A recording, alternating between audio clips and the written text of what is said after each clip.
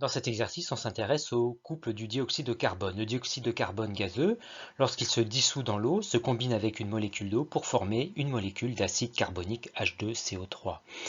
Et cette molécule est l'acide d'un couple acido-basique et peut donc réagir avec l'eau, qui joue alors le rôle de base dans le couple H3O plus H2O pour former des ions oxonium H3O plus et l'ion hydrogénocarbonate HCO3-.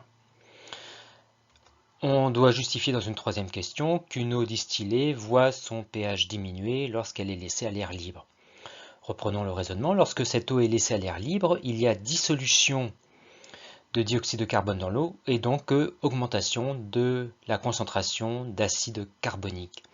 Or, cet acide carbonique, d'après la question 2, réagit avec l'eau pour former entre autres des ions oxonium. La concentration des ions oxonium se met donc à augmenter. En conséquence, pH qui est égal à moins logarithme d'H3O+, se met donc à diminuer. D'où la baisse de 7 à 5,5 pour le pH. Et enfin, on indique sur un diagramme de prédominance les domaines de prédominance des espèces des couples de CO2.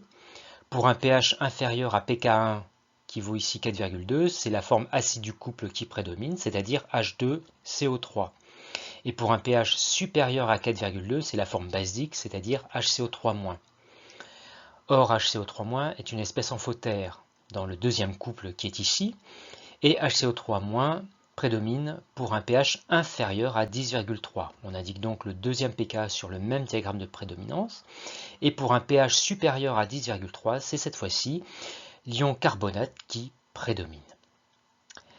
Et enfin, pour savoir quelle espèce prédomine dans l'eau distillée à l'air libre, il suffit de reporter sur ce diagramme de prédominance le pH correspondant qui est ici de 5,5 et on voit tout de suite que c'est l'ion hydrogénocarbonate qui prédomine dans cette eau distillée.